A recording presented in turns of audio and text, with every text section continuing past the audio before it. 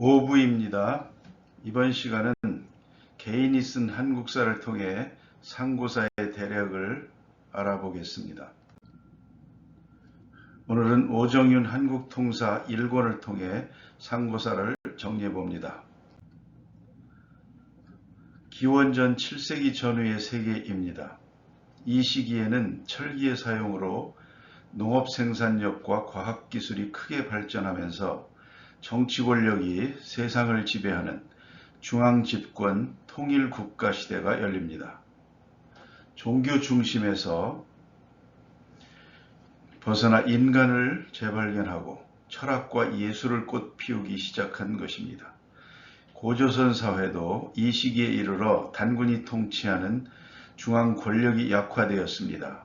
철기 문화를 바탕으로 여러 지방 권력이 성장하여 고조선이 해체되고 부여, 조선 후, 위만조선, 삼한, 예, 옥저, 숙신 등 여러 나라가 공존하며 경쟁하는 열국시대가 열리게 됩니다. 세계사의 주요 사건 연대표입니다. 파란색 부분이 우리와 관계가 있는 부분들이죠. 70만 년 전에 평남 상원 검은모루 동굴 구석기 유적을 시작으로 연천 전곡리 주먹도끼 슬기슬기 사람 홍수아이가 4만 년 전입니다. 6천년 전에 요소 흑룡화 지역에서 조수수 농사가 되었고요. 2333년 조선이 건국이 됩니다. 기원전 4세기 초에 조선 후가 기자 조선왕을 칭하고 고조선을 계승합니다. 221년 진나라가 중원을 통일하고 기원전 109년 위만조선과 한나라의 왕검성 전투가 있고 1년 후에 위만조선이 멸망되게 됩니다. 고조선의 대표적인 유물 탁자식 고인돌입니다. 기원전 1500년 전 해성 성목성 탁자식 고인돌입니다. 구석기 시대의 주먹도끼, 뗀석기, 간석기 등입니다. 인류의 진화사를 한 표로 정리한 것입니다. 우리말로 원숭이 사람, 손 쓴 사람, 곧선 사람, 슬기 사람, 슬기슬기 사람 이렇게 부른답니다.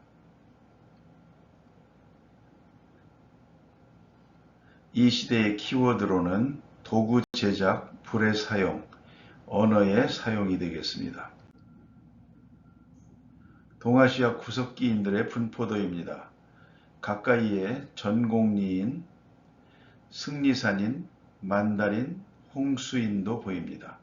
만주 지역에 묘후산인, 금우산인, 그리고 서쪽으로 북경인, 상동인, 산동반도의 정촌인, 중원지역의 남전인 등이 보입니다. 전곡리에서 발견된 아슐리안형 주먹도끼가 구석기 유물 중에서도 매우 중요한 의미가 있다고 합니다. 그림은 충북 단양 수양계 유적입니다.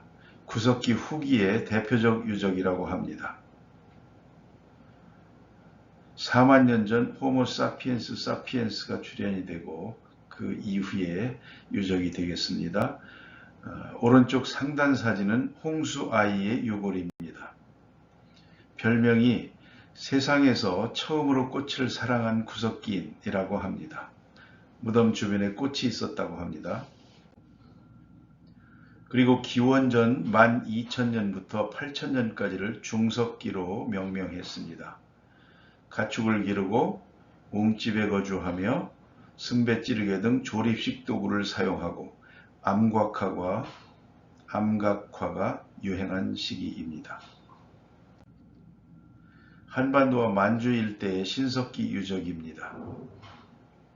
바레만 유역의 홍산 문화, 신락 문화, 소주산 문화 등도 언급하고 있습니다. 북쪽으로 앙한계 문화, 러시아 아무르강과 연해주 신석기 문화와의 연관성에도 주목을 하고 있습니다. 구석기 시대와 신석기 시대의 특징을 요약한 표입니다.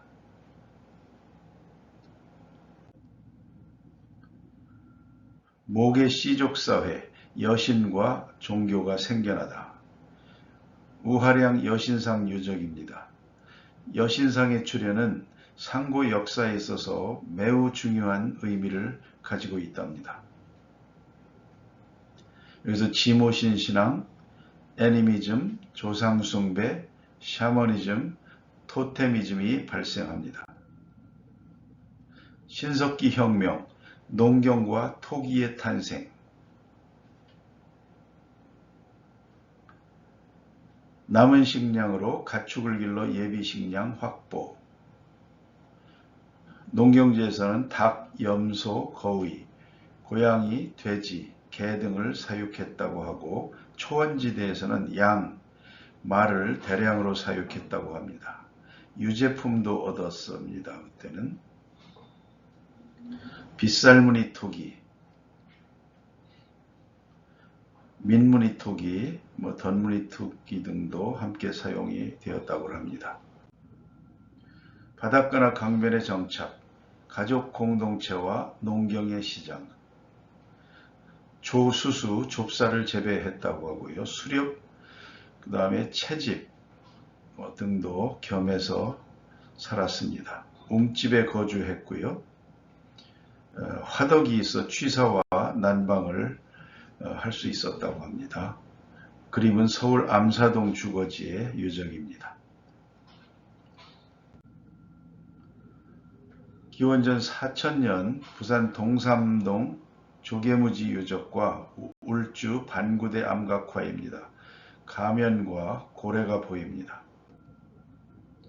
신석기 시대 10대 사건입니다. 빠르게 읽어보겠습니다. BC 12,000년경 제주 고산리 유적 한반도의 신석기 문화를 열다. BC 8,000년경 흑룡화 문화, 빗살무늬 토기 제작과 기장수수 재배. BC 6,000년경 오산리 유적, 동해안 빗살무늬 토기 문화권 형성. BC 5,200년경 조보구 문화, 토기의 사신도를 그리고 옥과 지모신 숭배. BC 5,000년경 신랑문화, 요동지역의 초기 빗살무늬 토기, 여신의 지배.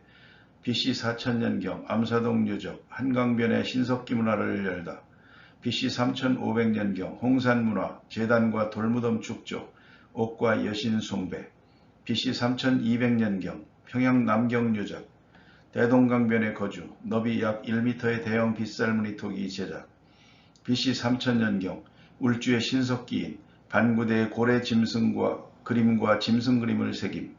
BC 2900년경 소하연 문화, 곰숭배와 함께 문자를 토기에 새김. 우리 민족 최초의 국가 고조선입니다. 청동기 시대였고요. 사유재산과 계급이 발생했다.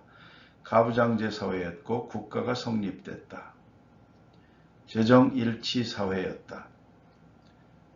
홍익인간 천선사상이 우리의 내적 논리로, 세계관으로, 가치관으로 자리 잡게 되고요. 고인돌 비파형 동겁이 대표적입니다. 시대별로 표를 그렸는데요. 환국, 환웅시대, 환웅과 웅녀의 연합시대를 삽입한 것이 눈에 띕니다. 중석기 시대, 신석기 시대, 청동기 시대와 연결하고 있습니다.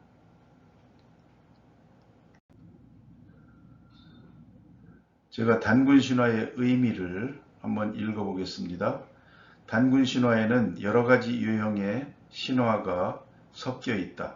환웅이 하늘에서 내려오는 천선 강림 신화, 곰과 혼인하여 자식을 낳는 수조 신화, 신화의 주인공이 나라를 건국하는 개국 신화, 풍백, 우사, 운사 등 문화 영웅 신화 등으로 구성되어 있는 것이다. 이것은 여러 신화들이 오랜 시간을 거치면서 융합된 것으로 본다. 라고 저자는 단군 신화의 의미를 쓰고 있습니다. 고조선의 대표 유물 비파형 동검입니다. 오른쪽에는 위치 조작설이 있는 우리나라의 가장 오래된 비석입니다. 낙랑 유물인 평안도에 있는 점재현 신사비 85년경에 세워졌다고 합니다. 청동기 유물 유적이 지도에 표시되어 있습니다. 만주 북부의 서단산 유역, 대동강 유역, 금강 유역에 있고요. 요동 지역에 의주 등지에 있습니다. 오른쪽 그림이 바로 미송리식 토기입니다. 고조선 또 하나의 대표 유물 고인돌입니다. 만주와 한반도에 집중적으로 분포되어 있습니다. 계급사회의 법, 범금 8조.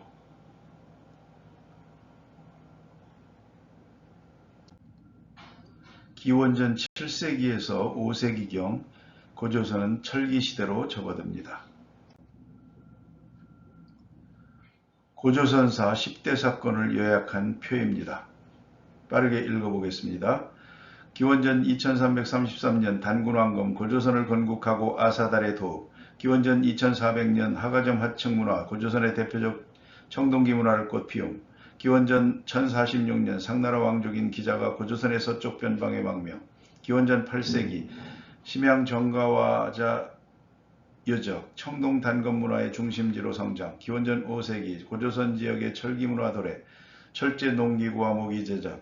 기원전 323년 기후가 조선으로를 자칭, 부여와 고조선의 경쟁. 기원전 3세기 고조선과 흉노의 전쟁, 고조선과 연의 전쟁이 벌어짐. 기원전 195년 의만이 준왕의 왕위를 찬탈, 의만조선 건국. 기원전 128년 예와 남녀가 중국 한나라의 망명, 창해군의 속함. 기원전 108년 고조선의 계승을 표방한 의만조선의 멸망. 또 하나의 중요한 유물 명도전이 있습니다. 고조선인가 제후인가. 의만조선과 한의 전쟁을 그린 지도이고요. 왕검성이 있었던 험독이 보입니다. 오른쪽은 거울을 생산한 거푸집입니다. 고조선 이후 북부여를 비롯한 열국시대가 시작됩니다. 부여, 삼한, 평양의 제시왕국, 낙랑국, 옥조, 동해 등이 나와 있습니다. 마한과 낙랑의 유물들입니다. 금동관과 김제 벽골재가 있습니다. 낙랑의 솥과 향로도 보입니다. 여담입니다만 우리나라의 지역 구분 명칭으로 영남과 호남이 있죠. 영남은 조령, 중령이 기준이라고 하고요. 낙동강을 기준으로 좌도, 우도로 나눕니다. 그래서 좌안동, 우함양 이러지 않습니까? 그러면 호남은 어느 호수를 기준으로 호남이라고 부르는 것입니까? 그리고 충청도를 가리키는 호서의 호는 어느 호수를 말하는 것입니까? 그리고 한양에서 목포까지 가는 일본 국도를 기준으로 동편제와 서편제가 나뉜다고 들었습니다. 한국 통사에 포함된 교과목입니다. 환인과 환웅, 웅녀를 언급했는데 국가 성립 전에 족장으로 이해됩니다. 그리고 기자조선을 조선 후로 명명한 것이 눈에 띄입니다. 투둘리스트, 요하문명과 환국 배달을 언급했습니다.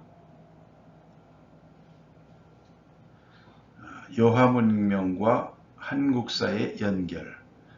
두 번째로 신화시대 언급. 이를 통해 우리의 정체성 확립을 위한 한국사 재정립 방향을 시사하는 것으로 생각됩니다. 다음 챕터에서는 중국, 일본, 그리고 우리 스스로의 한국사 왜곡에 대해서 정리해보고 마지막으로 우리 역사학계의 현황과 쟁점 사항 등을 살펴보겠습니다. 감사합니다.